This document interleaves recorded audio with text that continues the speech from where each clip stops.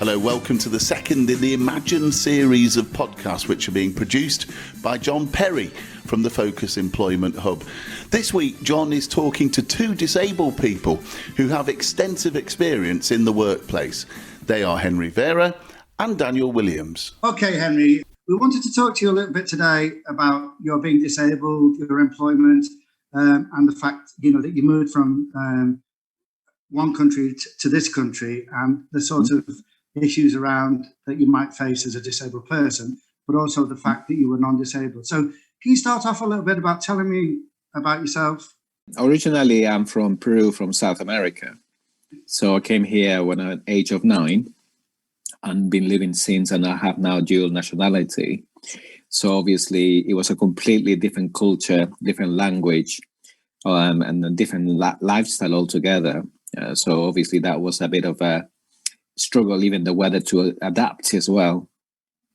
So I would say that was obviously initially, especially the cold winters and the proper winters that we had back then when I came here. So yeah, I mean, I adapted with time, and hence now I've been living obviously here since. So yeah, and it's obviously now my second home. Can you tell me a little bit about when you became disabled and how that affected you and your employment? Yeah, when I became disabled, I was initially unable to walk, unable to talk. I could barely. I struggled obviously to move.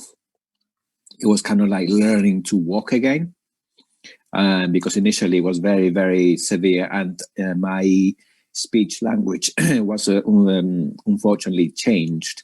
And luckily, because I'm bilingual, which is Spanish, my mother tongue, I managed to keep that, but I forgot my English language that I had learned from experience. So it affected obviously my thinking, and even what my processing in vocally, or what I was saying, or what I thought I was saying, and what was coming out were two completely different things. So obviously it was a massive roller coaster that I never experienced. Were you already in employment, or did you obtain employment after your disability? Or? I was already in employment. How did that affect your employment then, once you become disabled? It affected me massively, because it caused me a lot of anxiety and stress, even till this day. And but because I'd never been put into this category as disabled, I never saw myself being that way. And it was very hard pill to swallow, if you like, to come to acceptance, because obviously seeing it and feeling the effects, obviously, of this disability had even changed my way of thinking and my personality, not by choice, unfortunately, as well. It's the side effects, obviously, due to the attack, that's changed it. And also my senses, they became much more sensitive, more than the normal. Am I right in assuming that you're working like in the accounts department and doing invoicing and stuff like that, yes? Yes, that's right. Yeah, that's correct. So yeah, I work obviously for the blood service, and I work in the finance and accounts, and obviously I do in the accounts payable department. So we do processing invoices for the organization, for their runnings, services, and obviously products. And what sort of issues do you think you're facing, or difficulties may you be having at the moment in terms of the job that you're doing, or the job role that you're doing, if any? Yeah, I mean, the actual difficulties that I have, unfortunately, are to do with complex things like multitasking, like answering the phones or doing other tasks at the same time. I struggle with that, and it causes more stresses to me, because I'm thinking I can do it, but unfortunately, in real life, because I had initially someone who was supporting me at the time, a support worker, she obviously pointed out in the past that obviously I was putting too much pressure on me, and then I needed to come to terms of where I could really, how much I could really do. So I had to also step back a bit and say, no, I can only do this much. So it was like saying, no, you're no longer a marathon runner. So you're going to have to just do short distance run. So okay, it was something. So you had to come to terms with that and develop different strategies, yeah? That's correct, yes. You mentioned a support worker there. So did you find the role of a support worker useful at that point? Or?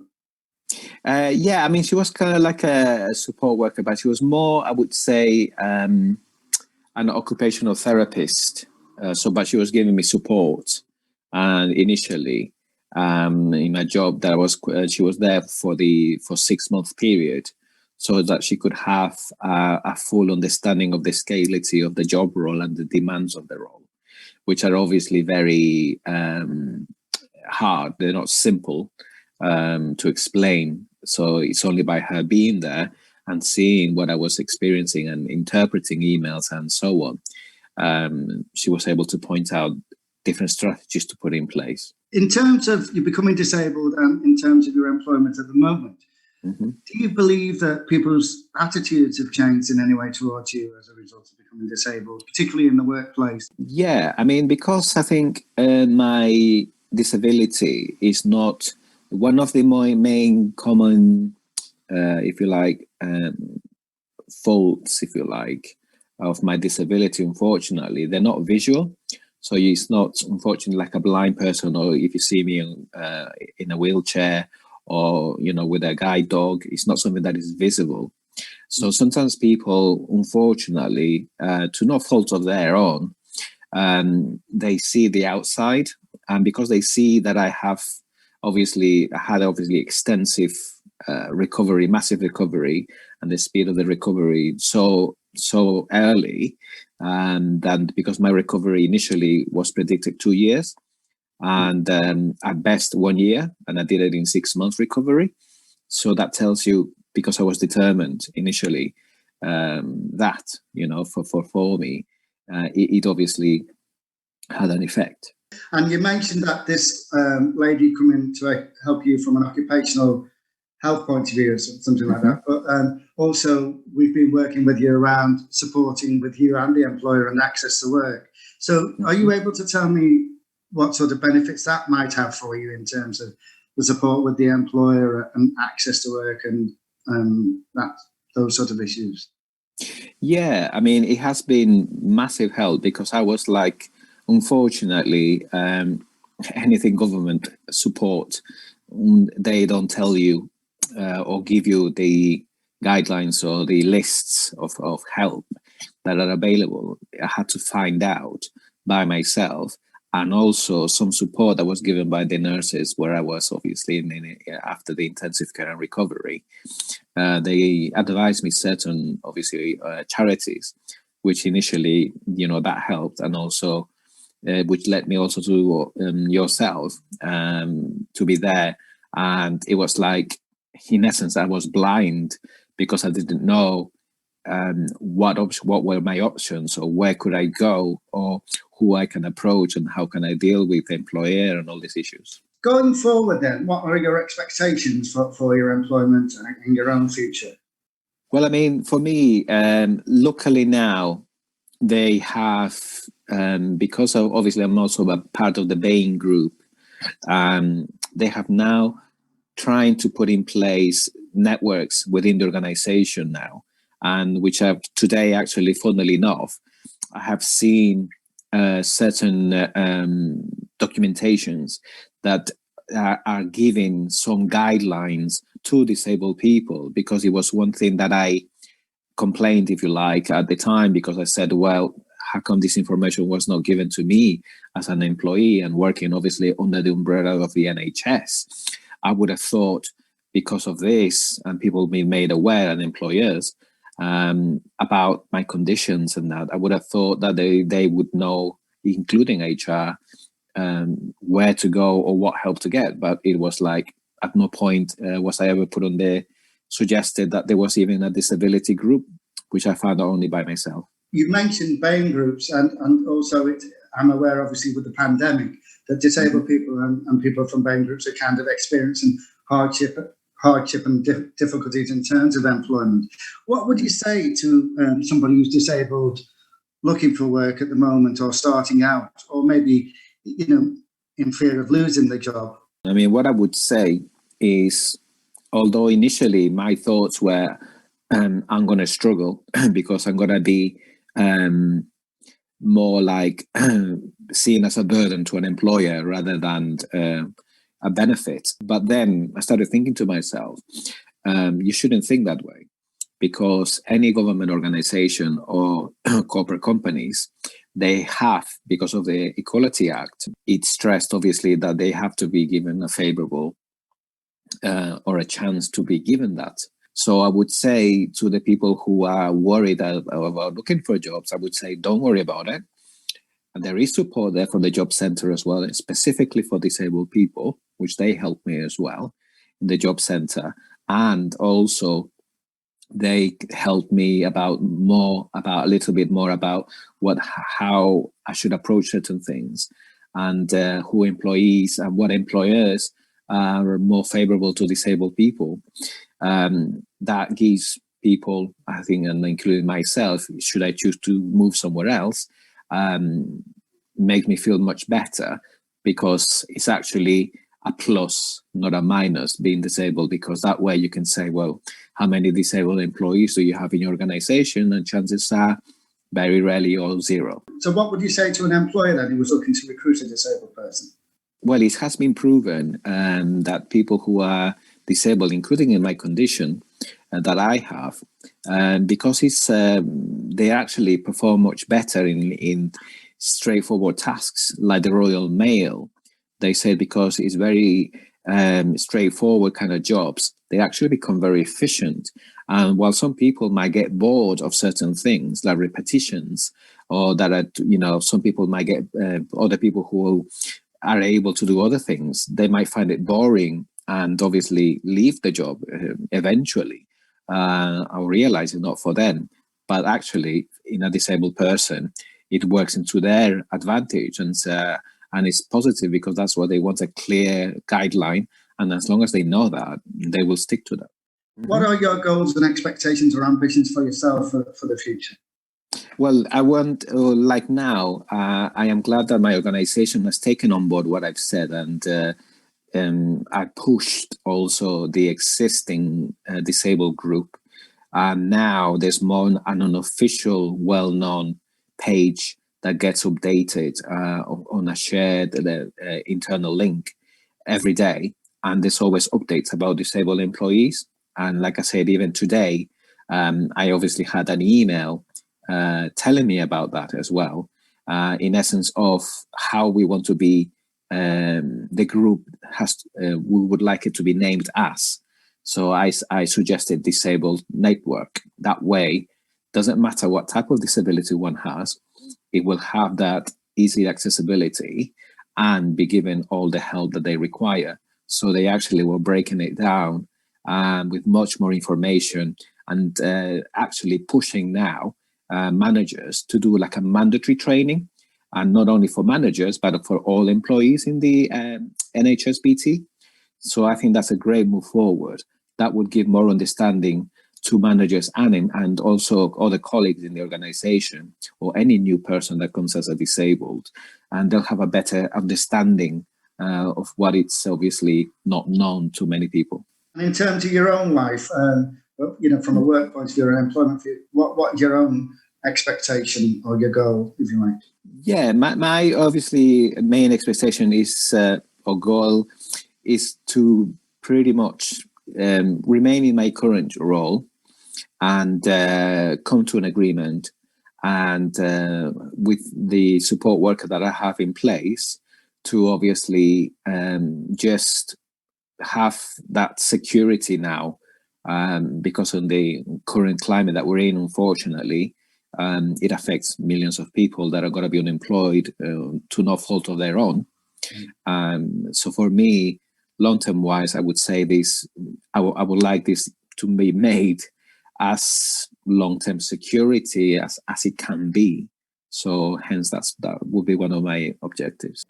Okay, thank you very much, Henry. I'm now joined by Dan, who's going to talk to us about his training consultancy company and his own issues around visual impairment. My name's Dan Williams. I was diagnosed with a condition called retinitis pigmentosa at the age of 8, which is a gradual loss of sight over a period of time. I now run my own business for about 6 years with the support of my guide dog, my loving guide dog. And we provide training and consultancy services to organisations to make them more inclusive for employees that have sight loss. Obviously, you've got that lived experience of the visual impairment. What does your training and consultancy involve then? So we deliver visual impairment awareness training to organisations so that staff are more confident and comfortable to support blind and partially sighted customers or employees. And then we also do employee workplace assessments to make sure that if someone loses their sight, that they retain their employment with the correct reasonable adjustments being put in place. Is that training and consultancy, is that kind of tailored and person-centred around the individual needs? Is that the way I understand it? Yeah, definitely. So a lot of the time we get an employee that's maybe started a job who has a visual impairment, but the sighted staff that are working with that individual might want some awareness training so that they can help and assist that employee in the best way. Or it might be that customers have maybe raised a concern or a complaint to an organisation where they say the staff maybe don't know how to communicate or guide them effectively. And then we'll come in and deliver some training so that the staff are more confident to do their job effectively. What do you think some of the issues might be for a visually impaired or a blind person actually going into work or employment, and the sort of support or that an employer might need around that? So I think one of the biggest things is employers just not sort of afraid to ask the questions or afraid that if they ask a question, they're going to offend somebody. So then they don't ask at all. And then, people, if we don't ask, we make assumptions. And I think assumptions is where it comes to. So people then assume that how they're going to use a computer or how they're going to get from A to B, or is it going to be a health and safety issue that they're going to fall down the stairs and part of that all stems from, in my mind, from experience, is that no one's actually asked them the question, how do you do that? Or what's the best way for me to make your job accessible, or what type of adjustments may you need? And then equally from the employee's perspective, one of the things is having that confidence to sort of ask questions and tell people what they need, and also sell their disability in a way that, so for example, a lot of people that may use assistive technology software, an employer may never have interviewed or employed somebody with a disability before, so they may not know what JAWS software is, which is a screen reader that speaks back all the text on the screen, for example. So if you demonstrate that type of thing and demonstrate your skills and tell people what you can do, then people wouldn't necessarily make assumptions about you or your disability type. I'm aware that like technology and software and hardware can be quite expensive. Now, Henry alluded to the fact that access to work and stuff like that. And I guess, obviously, you will be talking to people about access to work and where they can go for funding and support or stuff like that, yes?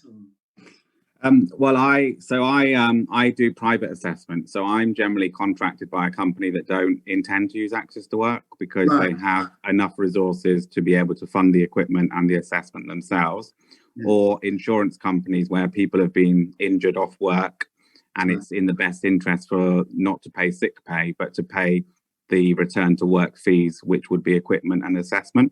So that brings me on to that point about it's better to keep the person in post and keep them working rather than kind of having to, lay them off or kind of make them redundant or whatever. And so that's where you come in and kind of try and keep them in that job or keep them in that post. Is that right?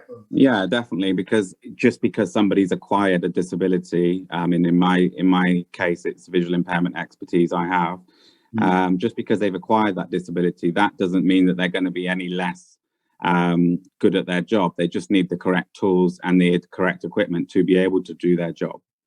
Are you aware of any issues around things like JAWS and free screen readers and whether they're comparable? Because I know there's a bit of a tendency from access to work in government departments at the moment to look to save funding. And so, and also obviously under the Equality Act, whilst most organisations have a duty or a legal obligation to look at those sorts of issues, they might be a bit sniffy about actually paying out for these sorts of services, support or consultancy or equipment. Have you come across that experience? Yeah, so I generally find that some people, if they have the knowledge and the know-how, the employee, they will generally try and download free versions of software so that they've got something in the interim period before they get the correct software in place. That seems to be a common thing that people do, but the majority of people I see is they don't have, they've just acquired a disability, they don't know what's out there. Yeah. And they don't know what they need or where to go for help and support. And there could be a question mark of, if your employer isn't prepared to support you, do you really want to work for a company like that as well? From your personal and professional experience then, yeah. Would you say that employers are receptive to recruiting visually impaired and disabled people, or they need for want of a better way of putting it, a gentle push or even maybe a stronger push? Or I think once they know the benefits of why they are doing it, then naturally they become more favourable. Do you know what the evidence at the moment is about? Because I read some research a while ago that said that employers were finding it difficult to recruit or recruit visually impaired. Has that improved, would you say, over the years? Yeah. No, so I think that in terms of recruitment, it's still a massive barrier that people, we know that there's about 72% of people with visual impairment unemployed. And unfortunately that potentially is on the increase, and I think part of it goes back to, again, lack of education, lack of awareness, but also we don't see people with visual impairment working in the media, for example. So on, when you're watching your soaps on prime time, do you ever see a visually impaired shopkeeper? No. So we don't have any benchmark of knowing what people can and can't do, so therefore we make assumptions, and it goes back to that whole, if we saw people with JAWS software, screen reading software, using a computer on some of these, big TV shows or things that we just watch every day, it would just become the norm to us. But actually, it's not the norm because we don't see it every day, unless you've got employers that maybe have got family members that have been affected by visual impairment and therefore or disability, and they naturally become more empathetic and they're more aware. But I think a lot of it just stems from that lack of education, scared of the unknown. So we'll just stick to what we know. And I think that's the same across the board, whether that be any diversity and equality category, really. I agree with that. What are your thoughts? Because Henry alluded to, although he didn't mention it specifically, but kind of more sort of positive action type programs or kind of those sorts of issues. I mean, what's your sort of feeling about positive action programs, or even things like the job guarantee scheme and all of those sort of things?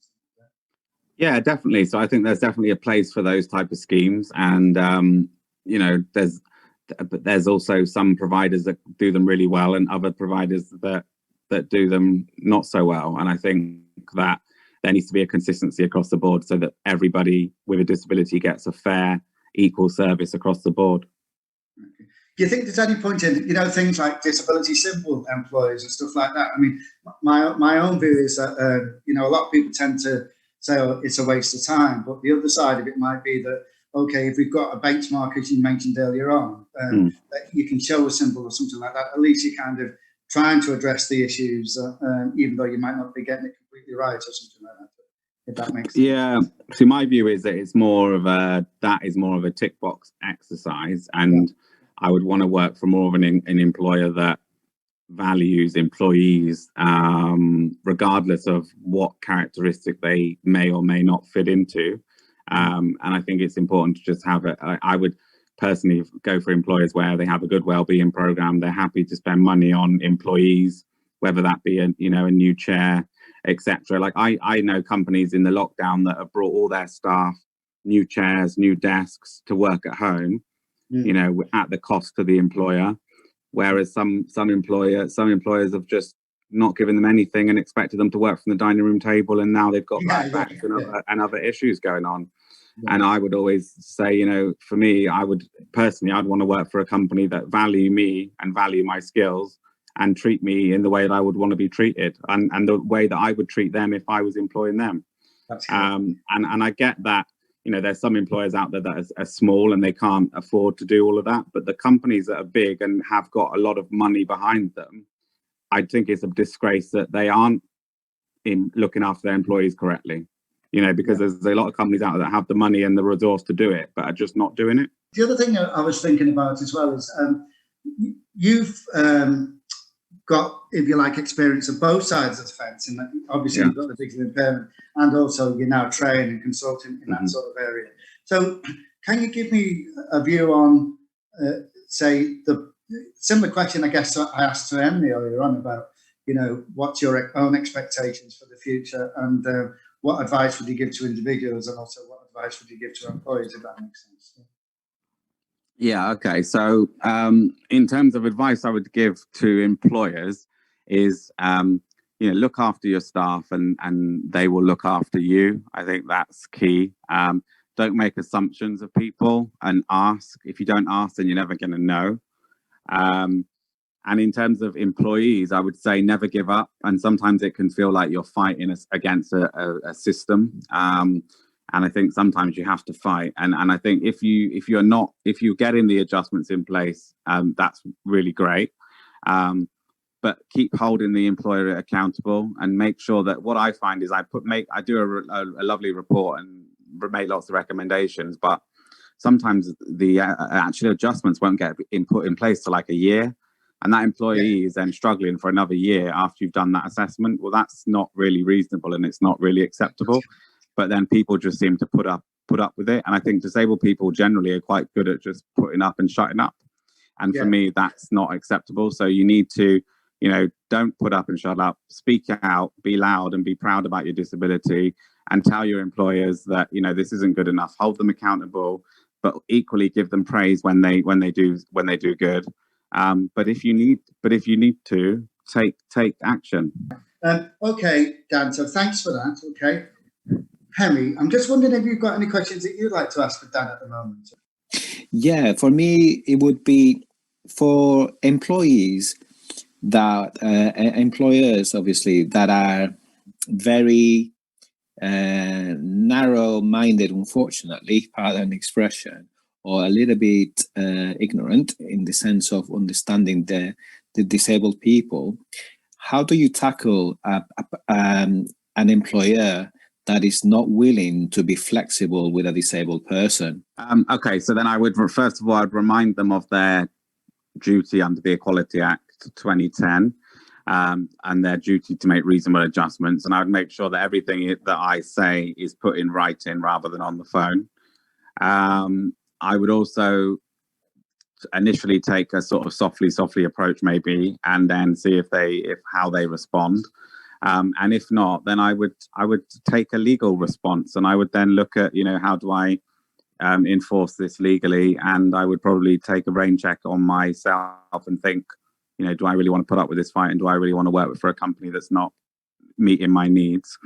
And I think then the question comes is, how do I fund such a legal challenge? And I would then look at, there's lots of companies out there that will do no win, no fee. And I think there's another fear of, a lot of the time I meet a lot of people, and by the time that they're sort of just so downtrodden that they don't have the energy to take on a big employer. So that whether they've got the energy, and that's one thing, and then they've got the money, and there is a lot of people, there are a lot of law companies out there that will do no win, no fee. It's just about finding them. So money isn't always an obstacle, and it shouldn't always be a barrier. And I would also say have good people around you who will sort of advocate for you, maybe be part of a union, or go to disability staff network groups, and have sort of people around you to help you, support you mentally as well. All right, I'd like to leave it there if I may for now, but thank you for both of you for taking part, and I wish you both well. Take care. Thank you, John. Thank you very much. Thank you.